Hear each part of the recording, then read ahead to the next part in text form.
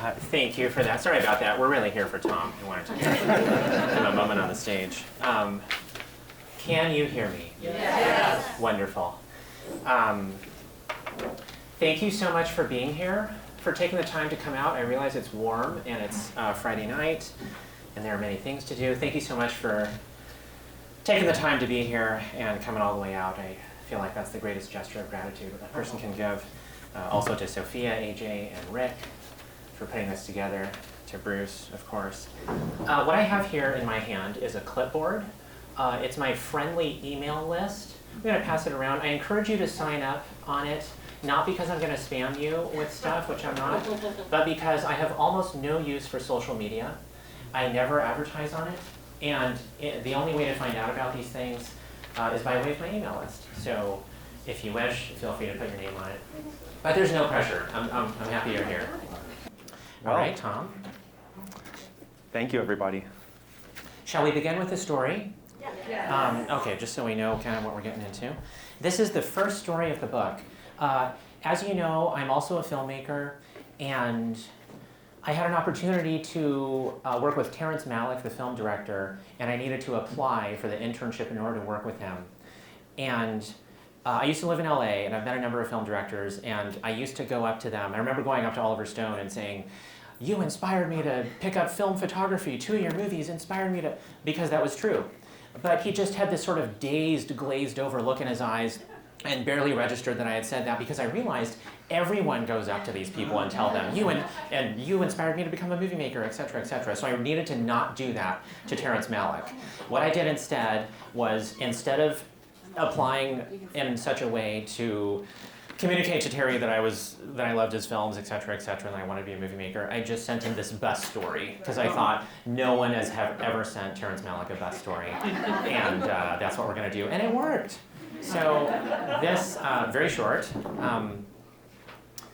it's called This Happens Too. Martin Luther King Jr. Way, just south of South Seattle's Rainier Avenue. We have one taker, a middle-aged man, close cropped shave growing out again, with a paper bag under one arm. He's wearing faded blue running pants and a tattered blue sweatshirt, one of Manet's beggar philosophers come to life. That's a reference to Manet, the Impressionist painter, painted a series of life-size, full-body portraits of street people, and that's called the Beggar Philosopher series. "Hey," I said. "What's going on?" he says. "Not a lot, how's it going?" We're so far speaking in a pleasant monotone. He seems the stoic type. The genial timbre of the questions asked is its own answer. Aren't pleasantries always in fact reflecting something deeper, the acknowledgement of an equal plane? He pauses after my last question, and I'm thinking he won't speak further when he does. He says, "Good for a change." I say, "Oh, excellent." "Real good, actually." "Happy to hear it." I'm about to ask him for details, and he jumps the gun. "I was just sitting on the street corner, minding my own, right back there, when 6 cars stopped to ask me if everything was okay." His stoic vibe is quickly disappearing as he relates the experience, becoming more animated, more lifelike. "6, I say. "Yeah, 6 different cars, and I didn't have my head in my hands, nothing like that. I wasn't crying or nothing. Didn't matter what they was driving neither, new cars, old ones." And I say, "Oh, that's so beautiful." "Oh yeah," he replies, "and I'm talking in a row." And I say, "That's amazing. That makes me so happy about humanity." He says, "They're still out there." And I say, "They're still out there." On simple reflex, I clap with joy, both of us rising up in the uncomplicated rapture, living that burgeoning high you hear in the voices of gospel singers. Why am I reminded then of the line, once told to me by a visiting German student and which I have never forgotten? "Realists are forever doomed to mediocrity because they lack the necessary naivete to believe in the possibility of great things." Only in real life could something as improbably beautiful as this happen. Our friend continuing. "Every single one making sure I was okay. And one of them came back and we had a long conversation, praying and talking." And I say, "So beautiful." When he leaves, we wave at each other through the glass, and he's winking a wink I can almost hear, a signal call to joy and belief, putting rich color into this cloudy evening. Thank you.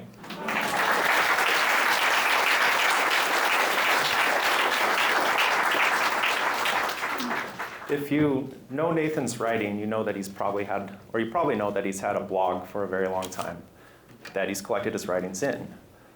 Has it been the entire time that you've been a bus driver? You know, I started driving in 2007. The inclination to do the blog didn't begin until 2012. I was a shy youngster. It didn't occur to me naturally to talk to people, especially strangers, but I gradually realized at this job, it becomes so much more liberating and so much more exciting if you do so. I remember driving the 70 northbound on 3rd Avenue, crossing Stewart Street, and there was a person sitting next to me. This is in 2008, and he was clearly very unstable, and he was talking about how the president's going to be visiting town soon, and that's going to cause a rise in the head price of gremlins. Catching gremlins will become more difficult and expensive. And I decided in that moment to talk to him as if what he was saying made complete sense and just kind of roll with it. And that mental shift caused something liberating where I didn't need people to try to be different than they already were. And there were too many beautiful moments happening that I wanted to capture, and I began writing them down just for myself. And a couple of friends of mine urged me, you have to post these online, you have to share these online. Back then everyone read blogs. And I began doing that, and I never expected it to become popular because I thought that what I'm expressing is a minority opinion, you know, searching for the good, actively looking for it, celebrating it in these largely dismissed populations. And it took off from there. And there had always been a dream of having it be a book, but I didn't know that Tom, do you want to take over? I was lurking on the internet, reading his nothing blogs of this. secretly for years. And I was, at the time I was at the University of Washington Press as a designer. And I was looking for projects to kind of expand my own design and creative practice outside of what I was doing for my career. And at some point, reading his blog, little nuggets would come up like the Gremlin story or like the Manet reference. And I realized that this was something that was very special. And at this point, as I was thinking of new projects to take on and reading this blog, it naturally felt like something that could cohere into a publication. At the time, I was thinking more in terms of zines and kind of like more scrappy DIY kind of publishing projects.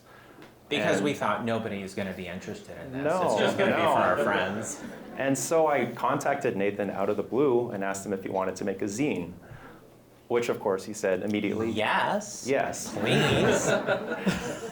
So we met, I remember we met at the rooftop garden of one of the downtown skyscrapers when it was still accessible to the public. There's some sort of requirement for downtown properties to have a certain amount of public space. And this particular building had public space, but it was on the 20th floor, had a beautiful view, and it was shut down soon after because the public was enjoying it too much. It was too good. It was too good. Yeah. In any case, we started talking, we got excited about the project, and it quickly became apparent that a book was more realistic as an outcome of all the material that we were working with. And that book became this one, the first one, which we published in 2018. We self-published it, we printed it right here in Seattle at Gurley Press, and we sold out of it immediately. We had a book launch down in Georgetown. It was combined with an art show, a photography show, and we couldn't believe the reception to it. We reprinted it, and it caught the attention of local news outlets and book communities. We had a book talk right here in this very room 6.5 years ago. Some of you may have been at it. Is there a show of hands who was? Wow. Oh, wow. The Okay. original fans, thank you. We'll try not to repeat ourselves too much. Uh-huh. Thank you for that. And also, when you're reading about publishing online, you're trying to like, quote unquote, make it as a writer, etc. That everyone says, never self-publish your first book, hoping that it'll be a hit to the point that an indie press or similar small publisher will pick it up for you and take it from there. Don't do that because it won't work.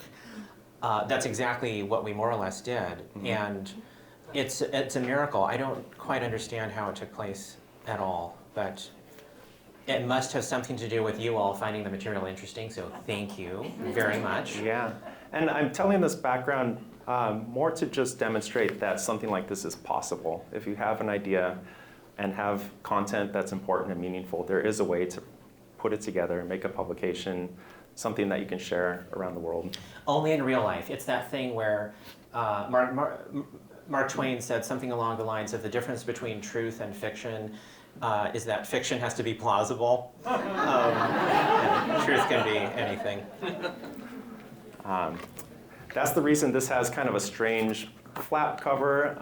It's 30 stories and 30 photographs.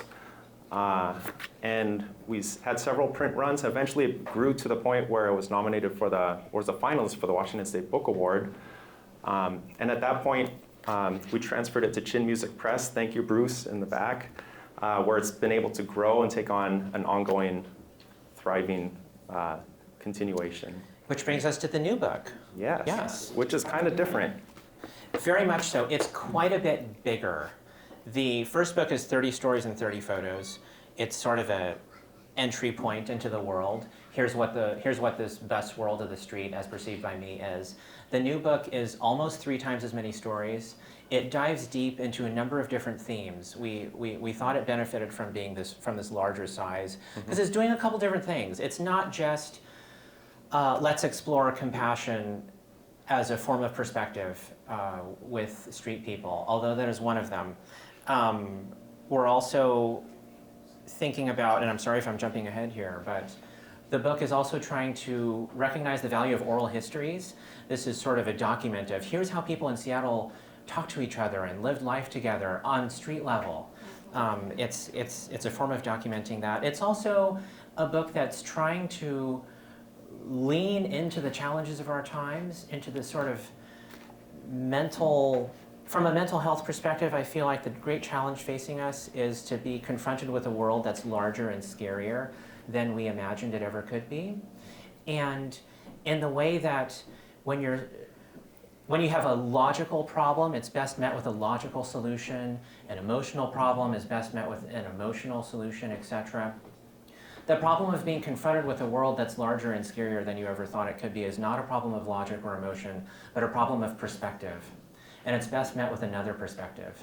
And this book is seeking to suggest that. And it's also trying to celebrate community. Community is a word we hear all the time. Everyone thinks it's a good thing, but why is it so hard to restore in our post-COVID environment? Nobody hates community. But when you try to define it, people have different definitions. Sometimes we think that community is going out and getting people's phone numbers and having more friends. I don't think of the word as referring to that. I would call that networking. Community is how we commingle with strangers specifically and acquaintances. Community is when you're at the post office and you can turn to the person next to you and ask for help filling out a form. It's when you're at the post office and the person next to you turns to you for help filling out a form and you take a few minutes to do so. It's that sort of like safety net that includes all the strangers around you. And you can build that as an individual, albeit very slowly, and this book is trying to celebrate that as well. Thanks for listening to me ramble. Please, Tom. No, not at all. Having 3 times as many stories, or almost 90, 83 stories. 83 stories in this book. It's a chunker. We want to give you your money's worth. Yeah. And that comes out to, 30 cents a story. So you're getting not too bad. Yeah. It's still a quick read. It's got heft. Did you feel like there was a risk of repeating yourself? A lot of stories have a similar setup, similar kind of approaches to interactions. I think if I was writing fictional material, that problem would crop up. But the street is such a variegated and rich, full place. Everyone has a bus story, even if you barely use transit. There is so much that happens out there. And when you're trying to juggle all these themes that I just mentioned, and also share the excitement and joy that I find being out there, this feels like the appropriate length. I have a confession. Please. When I picked this up, I started to read the stories in a random order. Ooh, I would just pick Tom. it up to a random story and start reading, and then maybe flag it as something I might have read, and then turn to another one. And it felt kind of like the nature of a random experience on the bus or interacting in a community, in a city. I know that's not how you intended it to be read. Can you speak to that? You know me well, Tom.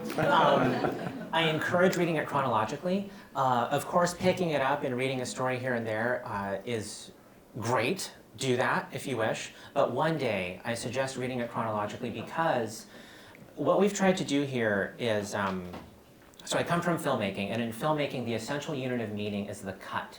You have a shot of something, you have an image, and then you have another image. You combine them, put them next to each other, and you create a third thing, the meaning. And that's what we've tried to do in the juxtaposition of these stories, where each story is a response to the previous one, sometimes thematically, sometimes directly. And it's like listening to your favorite albums where you listen to it all the way through and it gives you something more than the sum of its parts, where a long song is followed by a short one, a funny one is followed by a sad one, etc. And it's building. I don't like to make art that's didactic or instructional, telling you how to think.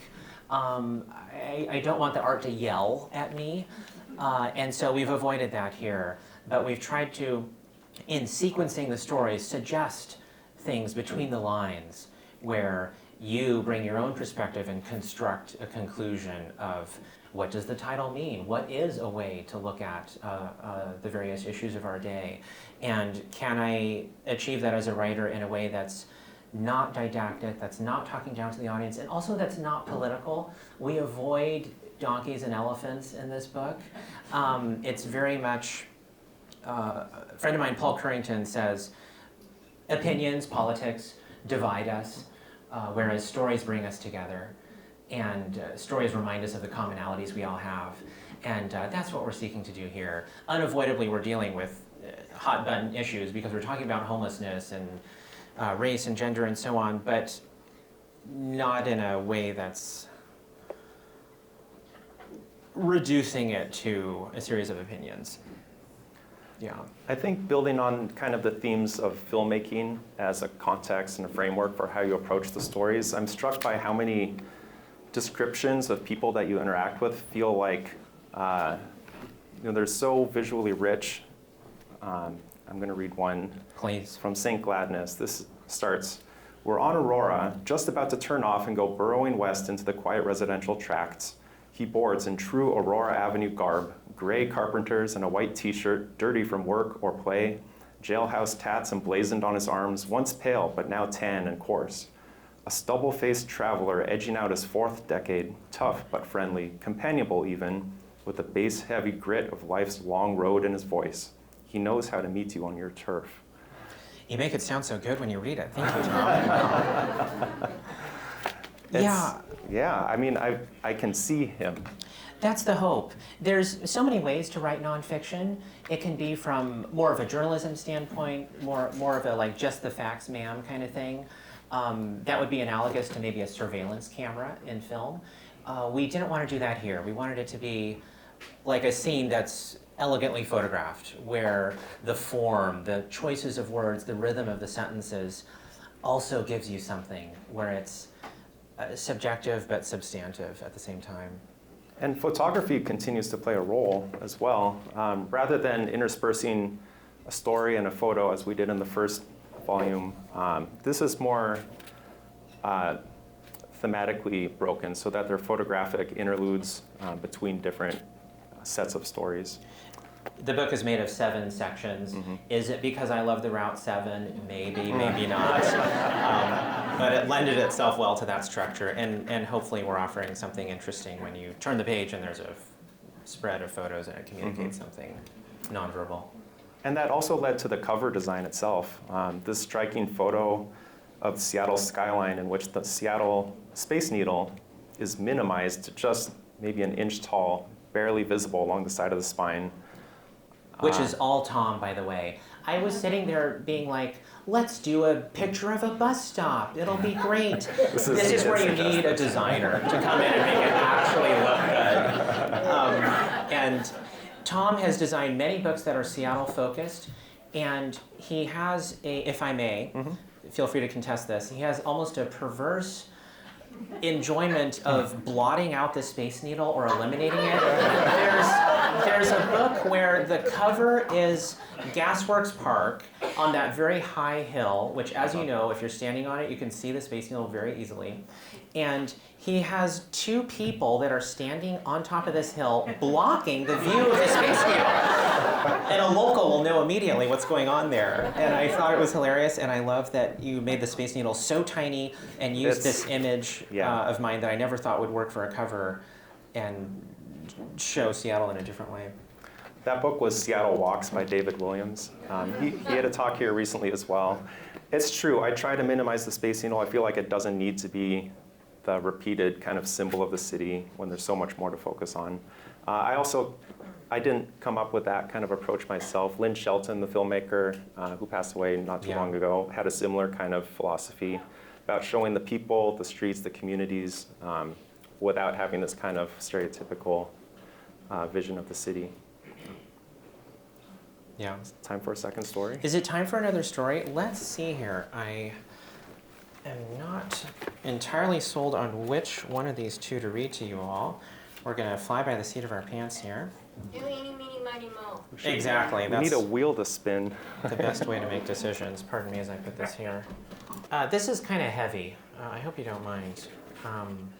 My parents define optimism as being comfortable looking at truth even when it's negative. And that's what we're trying to do with this book, trying to find hope.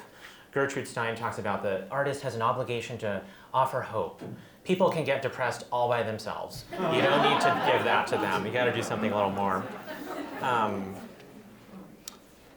How many of you are familiar with sort of the environment of Third Avenue and what it's like in terms of a safety? Okay, good. We're going to read something that pertains to that. The beginning of this is going to sound sort of uncharitable, and that's because we're going a little journey. We're going to take a little journey and come around to another way of looking at the same thing. So bear with me. This is called Poem for the Walking Dead. They slobber past you with their bodies, at once aimless and committed, a sort of slow motion resolve in that stumbling post-COVID gait we now know so well. Never before have they existed in such casual profusion. There were more closed doors back then, places to hide, institutions to rely on. Now things are different. As long as drugs are more accessible than solutions, people will medicate their problems with the former. It is easy for we, the sober-minded, to laugh, to marvel at the stupidity of strangers. Look at them, sagging their pants below the knees, fishing through litter, pawing at the cement, not for scraps of food, but for the smallest, most unlikely hint of a fix. Here is one sitting in a pool of his own excrement, another huffing down stolen ice cream to rebalance his blood sugar, snot glazing across his mustache and lips, feeding into blood from open sores. They pay money to look like that. A rumpled but drug-free passenger on my bus chuckled as he watched them outside, incredulously. They actually pay money to fall asleep. Idiots, dumbasses. Look at their muscles collapsing from the hips up. A new generation that stands with head and knees at equal height. Legs bent and bending lower, reaching blindly for the earth's opposite horizon. The nigh comical walk and Dickensian squalor of their clothes and skin, practically a dress code by this point. We call them lost, these haphazard solipsists, slinking ever onward in their knock-kneed gait. They are so easy to ridicule. However, there is always a however, and never more so than here. We, the sober, can involve the future in our decision-making. We can consider others. The addicted brain does not. Its comprehension of the future only extends as far as acquiring its next fix, an hour maybe, or less than that. Life is measured in blinkered minutes. Only in such a tunnel can the decisions I see out here begin to make sense. Do you know what an accomplishment it is to resist a pill, to flush your own supply down the toilet, to say no, to ask for help? These are actions harder and more worthy of our praise than winning the Nobel Prize.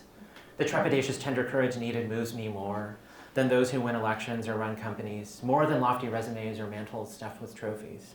Is an achievement somehow less because it goes unrecorded? Particularly with what we know about addiction's effect on brain chemistry, I bow to the person who finds it in themselves to refuse a drink, pill, straw, needle, powder, patch.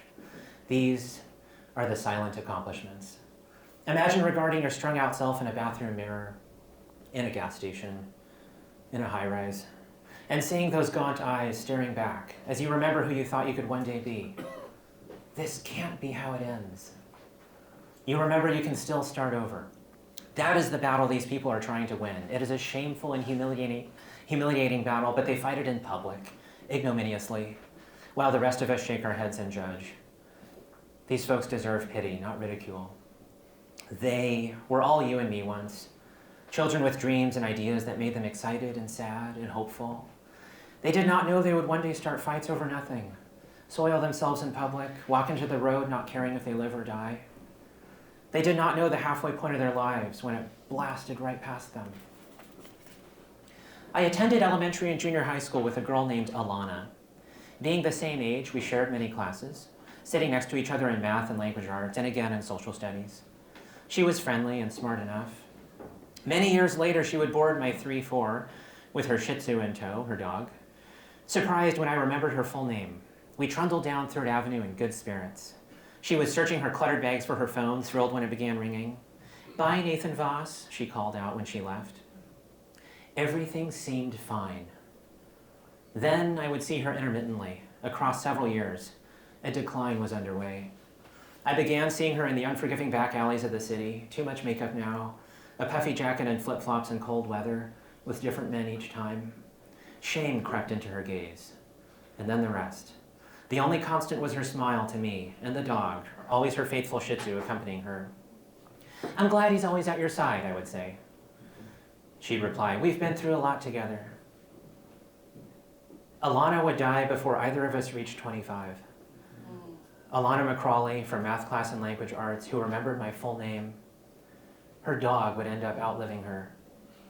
What was her final thought? I stop for the people at 12th and Jackson. I don't pass them up. And they know that. I want them to know that. At night, somebody there will always wave if they want me, almost frantically, because they're so used to being passed up. I respond with my own wave. Some of my favorite passengers out here. "Oh, it's Nathan," one of them said recently with happy relief. "He's not going to mess with us." I want them to know my bus is a little different. This is the guy who cares, who doesn't look down on us. I doubt I pull that off every night. I'm not perfect, but that's what I'm trying for. Some of them will make it out and live to tell me about it. Some already have.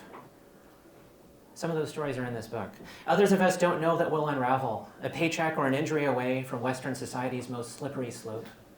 Maybe it'll be us, stumbling around one day, another slipshod, pants-sagging drifter in search of joy, meaning, conscience, belonging, wondering where it all went, baffled by how elusive those things are now. Who among them used to have it easy? Who among them once snickered, looking outside, really believing themselves as they laughed, "That'll never be me"?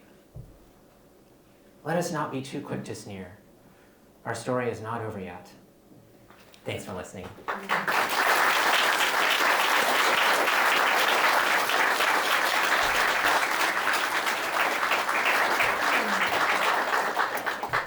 This collection of stories you've titled Deciding to See.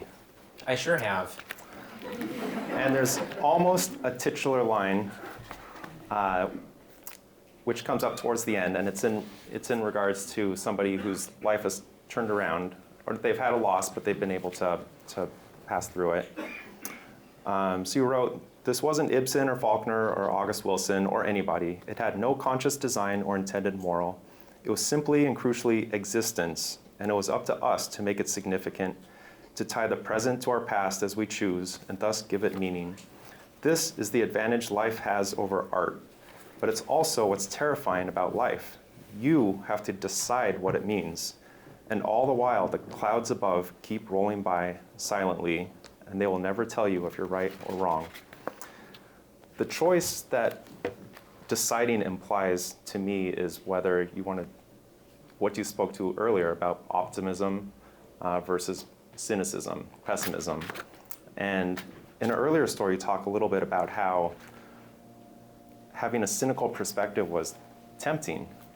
There's certain ways to make life and approaching things easier through cynicism. You wrote, "I felt bitterness creeping in. You find yourself trying it out, testing out its flavors, cynicism instead of optimism. Everything random, or worse, with goodness and accident slipping through. Maybe cause and effect don't even exist. What could be more profoundly terrifying? I roiled under gray skies, feeling the hypnotic pull of despair. It seems to explain everything, and yet it gradually occurred to me, this way of thinking isn't working very well. And this story doesn't resolve that question. No, I don't want to tell people how to believe or how to think, but bitterness carries a real attraction. You can almost feel its hypnotic pull as it tries to convince you that pessimism and realism are the same thing, but they're not. And as a bus driver, when you go out there, whatever outlook you have on humanity is what you're going to see evidence of. And that's a slippery slope. And so I have to be very consciously looking for the good stuff. There's a couple operators and I who have a phrase called the fall. The fall is when you gradually become more and more jaded about people. And the thing about the fall is that you yourself are always the last person to notice that you have become extremely unpleasant to be around. And so I have to work on it constantly of how am I going to decide to think about this? Is the optimistic perspective I'm choosing to take probable about whatever catastrophic thing I'm being confronted with? Probably not, often not, but it's still possible. And I feel like there's an old Otto Preminger movie called Bunny Lake is Missing, and they're looking for Bunny Lake, a character. Somebody says, should we ask the bus driver if the bus driver saw Bunny Lake?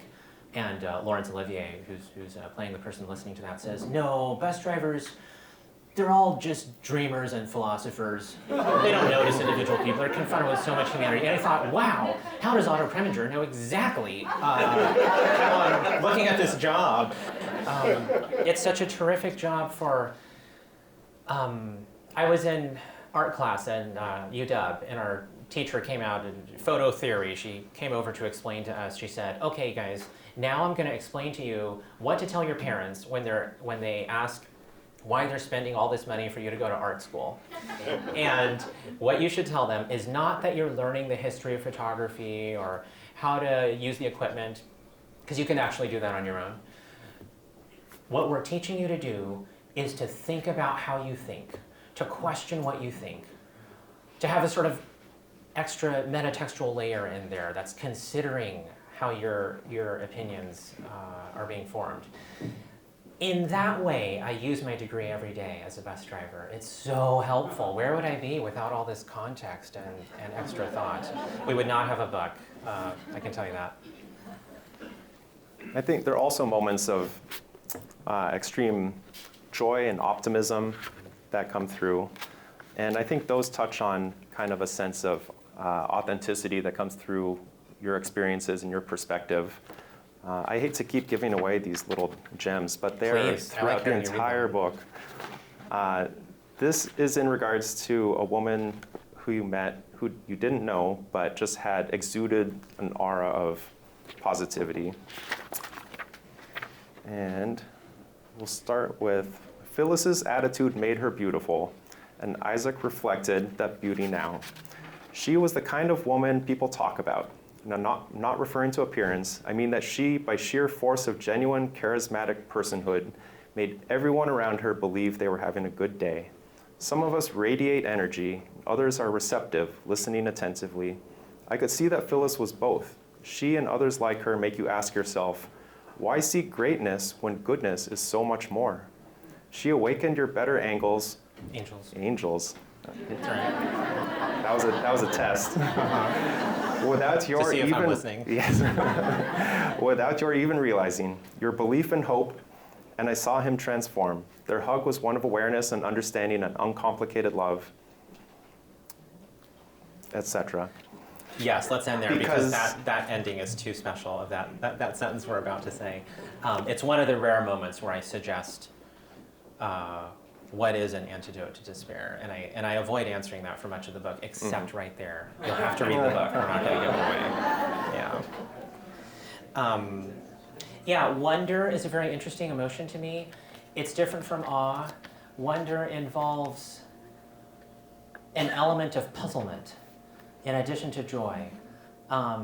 It involves taking in the mystery, the unknown quantity of whatever we're looking at. And there's a humility there. If we imagine that we know everything, it becomes easier to be cynical. Mm-hmm. And experiencing wonder is a humbling thing that I find to be a pleasurable experience. I found another component of that is humor. A lot of these stories have really funny moments in them. And there's one in particular. I love hearing you say that. I forget that. It's so important. I mean, Is you it can't funny? have Okay, the good. tragedy without the humor. This is a short passage describing a woman pushing a stroller onto a bus. "God damn it," she mused, pushing her stroller forward with numbing deliberation.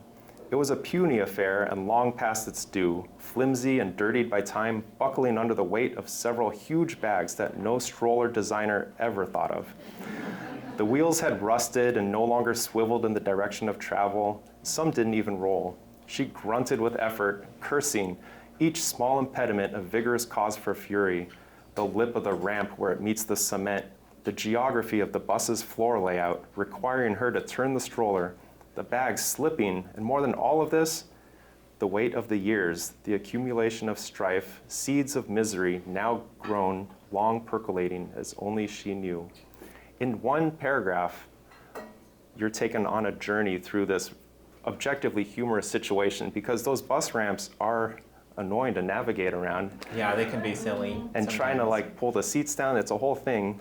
And then a sentence later, you capture this deep well of sadness.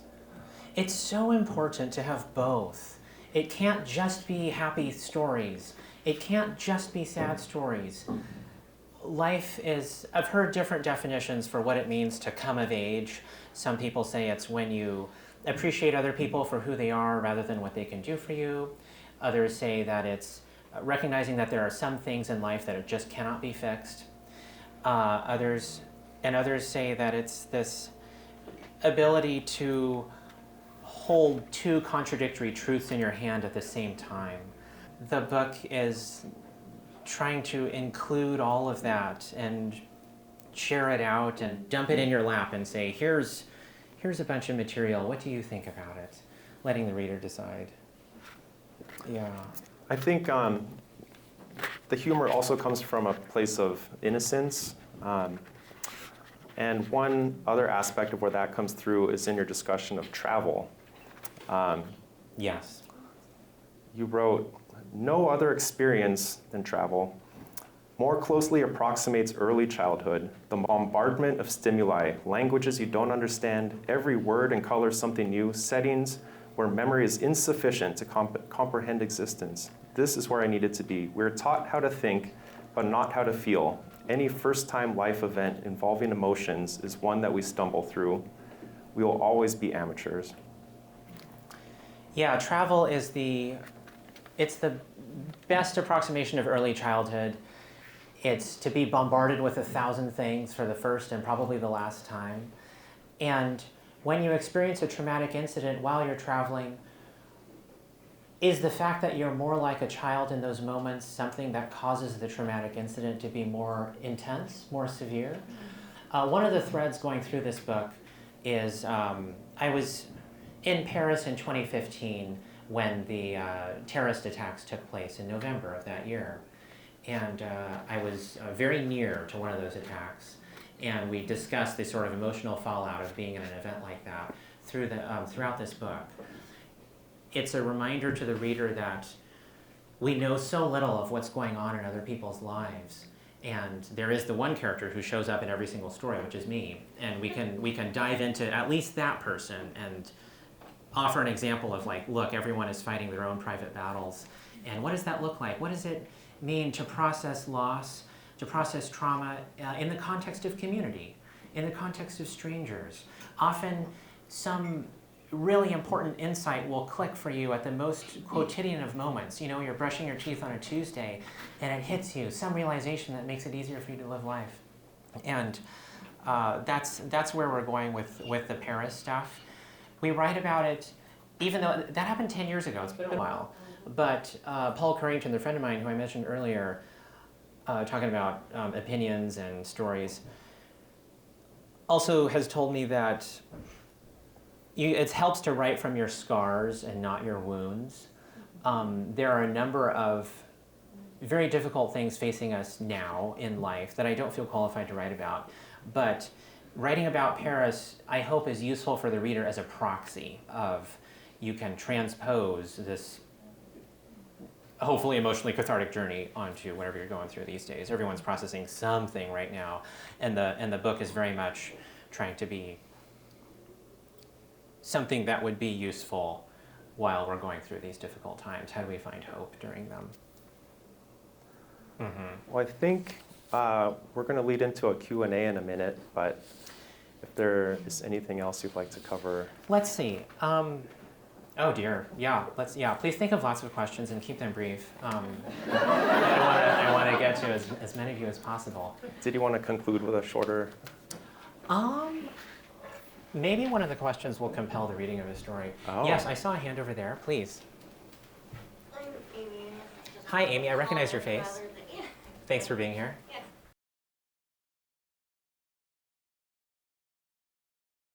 It usually doesn't occur to me to draw differentiation. I just try to be there for the person. You do a good job at it. I'm not, thank you, I'm not qualified to, I can't fix all the stuff I see. I can only usually just bear witness. And if I can make people feel better for 5 minutes, then I feel like, okay, it was worth it to get out of bed today and come to work. There were so many other titles, which I'm not going to share. This is the title. It's not the. I like the title of The Lines That Make Us. It has a catchiness to it. It has a rhythm, and both of these books are written with a lot of attention to rhythm. I always read each story out loud before finalizing it, and I don't expect anybody to read all this book out loud, but it's supposed to be musical. I'm always talking about Don DeLillo because he's the writer who I think best does that 10 times better than me, and I try to follow in those footsteps. Deciding to See is not a musical title. It doesn't have the same flow that The Lines That Make Us does, but I think it's the most accurate title to what this book is about. So yes, I hope that answers your question. How do you, as someone who loves interacting with patients, not patients, sorry. You can say patience, I understand what you mean. I include myself in that category.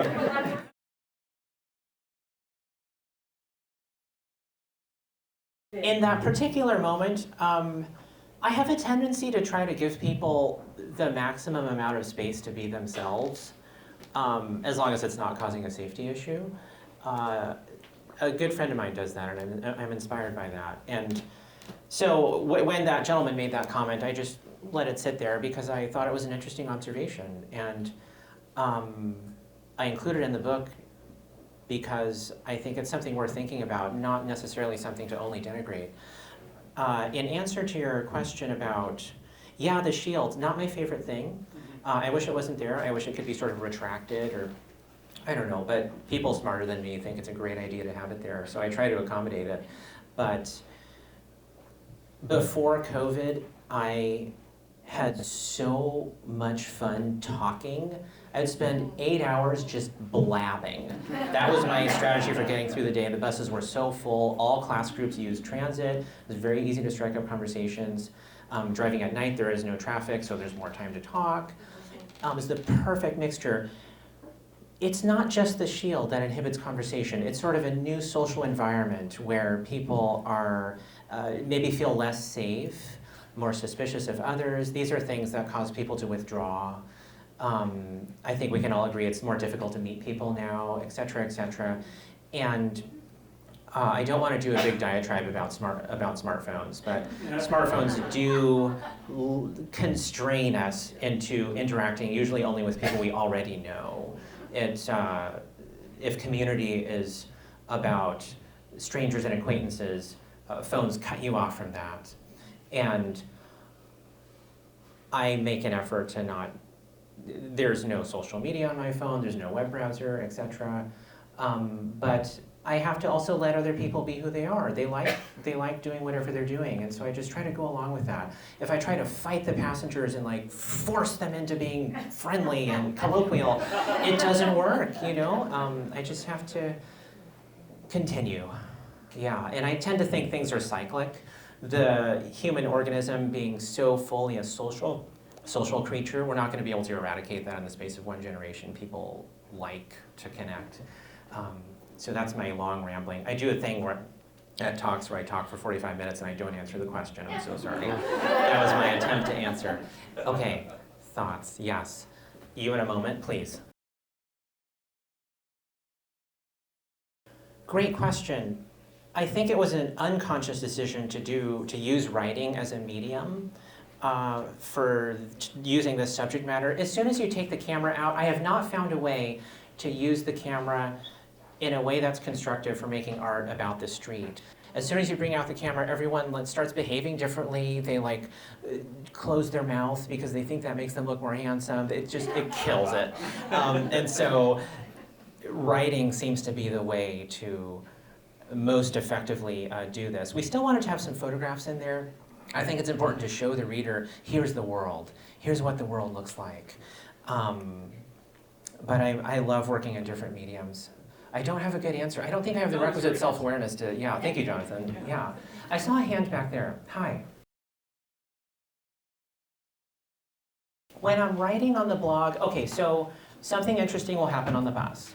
As soon as whoever it is leaves, I grab one of those paper transfers and I start scribbling, and I'm just hoping for a red light, so I have more time to write down what happened. I try to get down the dialogue, because the dialogue is the most important for me. Everything else you can reconstruct later, but capturing the vagaries of how people speak. And then once I have those notes, I don't write the story for a while. I have to let it percolate and bake in the oven for a little bit.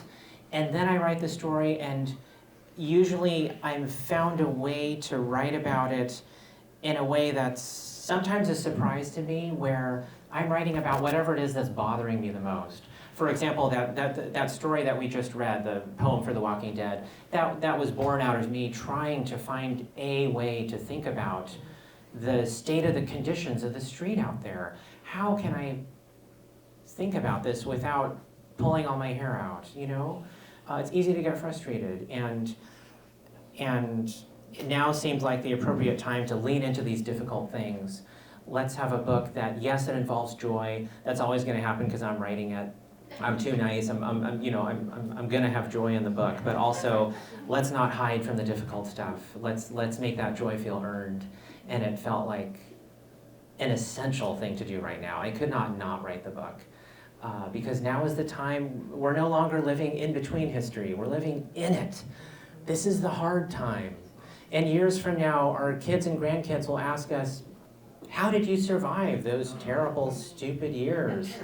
What did you do, and how did you think? And those are the questions I'm asking myself here.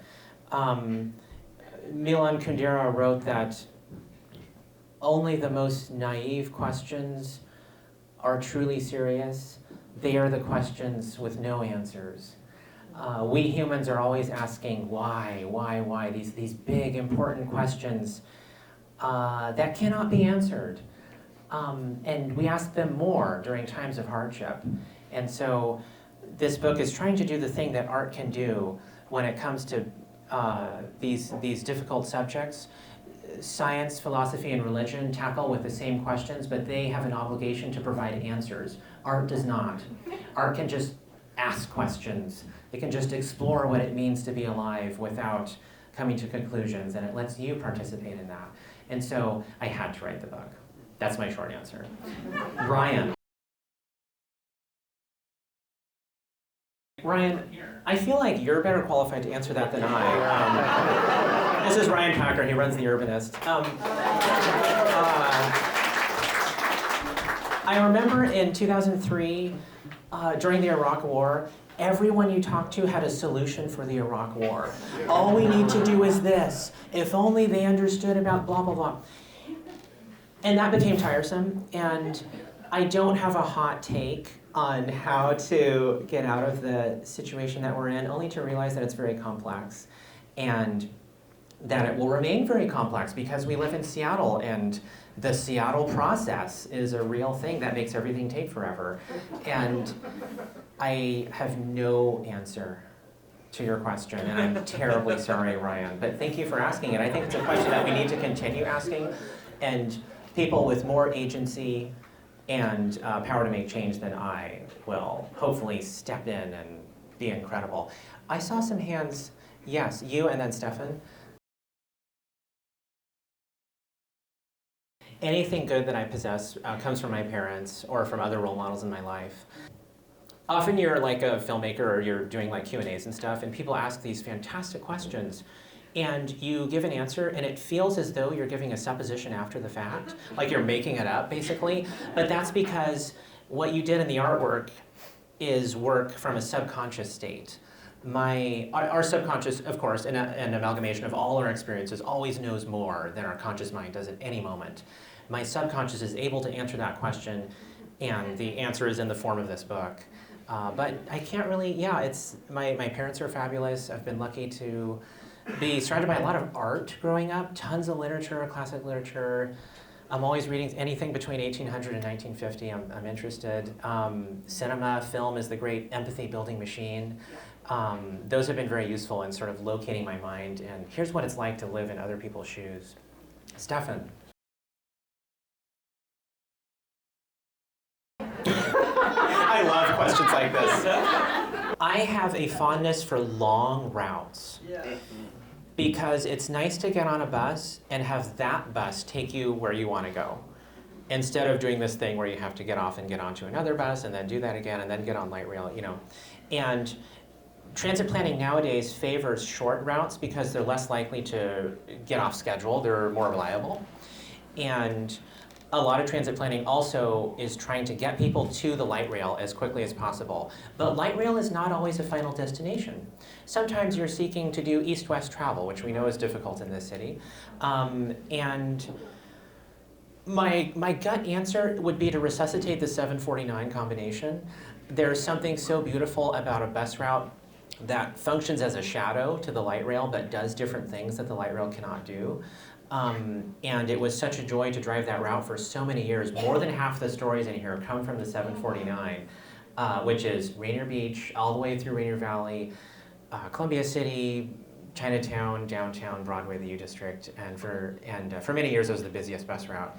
And you got North Seattle and South Seattle all at once. You just were inundated with life. Everything glorious and awful about humanity, all right there for you to figure out how to think about. I love it. So it'd be a route like that. It'd be something very long, probably very impractical, that went to all these interesting places. We were wondering what your favorite story in your own book. What's my favorite story in this book? It's the story called Tending to the Living. The book was, okay, David, I'm going to further answer your question. The book was almost going to be called Tending to the Living, but it's not called Tending to the Living. But Tending to the Living is my favorite story in the book. I don't like reading it at events because it has so much dialogue, and I read stories better where it's more prose, but I hope it's something that you'll discover when you're reading the book, and I think it's a fun story that has a lot of different angles to think about. Thank you for asking that and for being here. Wow, represent the younger generations. Hello. All of us can agree that there's always a massive disconnect in any field between the workers on sort of ground level and managerial staff. There's great value in shortening the distance between those two departments. Creating a situation where decisions are made with input that involves ground level experience has value, but it is complex to do. It's easy to say that it's the right thing to do, but it's hard to work that out. But I think there is a solution in there that someone smarter than me can figure out of closing the gap between the folks at the top who are in a position to make changes and the folks at the bottom who are a real well of knowledge, and that knowledge can be tapped. And that can be hard to figure out, but there's a solution there. Let's have just a couple more questions and then we'll do this sort of lineup thing. Anna. Yes, I really cherish some of the conversations I have with operators at the end of a shift, where it's like 1 o'clock in the morning and you're standing around at the base, and it's not quite time to go home because you have to talk out whatever happened. And one of those conversations is in this book, where it's a sort of a questioning disagreement over how do we think about people who litter. There's one driver who's really hung up about it, and then there's me trying to offer ways of thinking about it that don't land at all for this person. And it's a really interesting world to sort of dive into, and I offer it there briefly. Drivers do get plenty of time to interact with each other because you have to get to work very early. When you sign in, you have a grace period of 59 seconds. And so to counter that, you always get there like an hour early, and you have plenty of time to get to know all the other people. And I find myself trying to be careful about who I interact with before I go out on a shift. Try to like find the positive energy, you know, and share it and give it and take it and then go out there. Yeah, it's complicated. One more. I saw a hand over here earlier. Scott. Hey. Terrence Malick is sort of the Thomas Pynchon of filmmaking, very reclusive for many, many years, I would say decades. The only photograph we had of him was taken in 1997.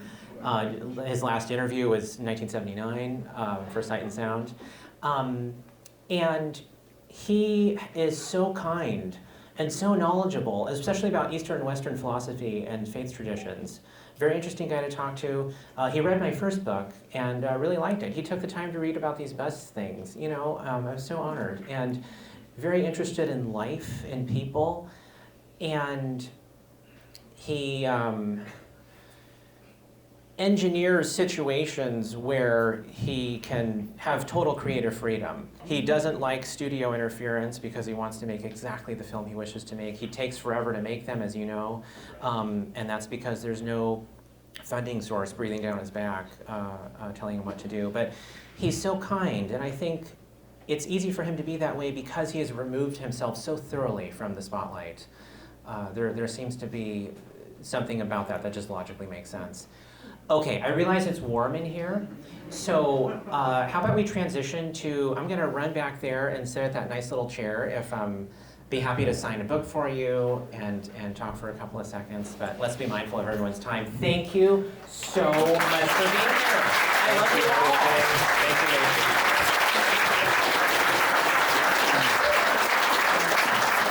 Thank you so much. Just a couple of housekeeping notes, folks.